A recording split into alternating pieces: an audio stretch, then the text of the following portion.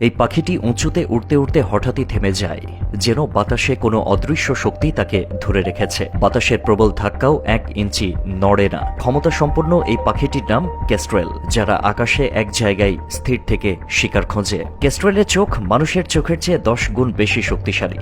সবচেয়ে অবাক করা বিষয় হলো, এই পাখি অতি বেগুনি রশ্মি দেখতে পায়। আপনি জানেন কি, ইঁদুরের প্রস্রাব অতি বেগুনি রশ্মি প্রতিফলিত করে? অর্থাৎ ইঁদুর যেখানে গেছে সেখানে এক ধরনের দাগ রেখে গেছে, যা আমাদের চোখে দেখা যায় না, কিন্তু কেস্ট্রেলের চোখে স্পষ্ট। সে সহজেই বুঝে ফেলে শিকার কোন দিকে লুকিয়ে আছে। শুধু তাই নয়, এই পাখির ডানার এমন গঠন যা বাতাসের প্রতিকূল অবস্থাতেও তাকে স্থির থাকতে সাহায্য করে। তার লেজটা সামনের দিকে বাঁকিয়ে রাখে, যাতে শরীরের ভারসাম্য ঠিক থাকে। আর বাতাসের গতিবেগ ও দিক পরিবর্তন বুঝে সে মুহূর্তেই নিজের অবস্থান সামঞ্জস্য করে। কেস্ট্রেল সাধারণত ছোট স্তন্যপায়ী প্রাণী, পোকামাকড় এমনকি ছোট পাখিও ধরে খায়। ইউরোপ, এশিয়া, আফ্রিকা এমনকি বাংলাদেশেও কিছু কিছু অঞ্চলে দেখা যায় এই অসাধারণ পাখিকে। তবে শহরের কোলাহলে নয়, মূলত গ্রাম বা খোলা মাঠেই এদের বিচরণ বেশি। প্রাচীনকালে কেস্ট্রেল পাখিকে শিকারের প্রশিক্ষণ দেওয়া হতো। অনেক রাজা মহারাজা তাদের বাহক হিসেবে এই পাখিকে ব্যবহার করতেন। আজও এই পাখি গবেষকদের জন্য এক রহস্য।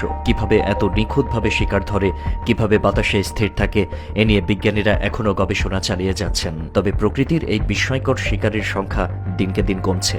বন উজাড়, খাদ্যের অভাব আর পরিবেশ দূষণের কারণে কেস্ট্রেল পাখির বসবাসের জায়গা কমে যাচ্ছে। যদি আমরা প্রকৃতিকে ভালোবাসি, তাহলে এই পাখির জন্য বাসযোগ্য পরিবেশ তৈরি করা দরকার। এটাকে বলে হোভারিং, যা খুব কম সংখ্যক পাখি পারে। কিন্তু কেন?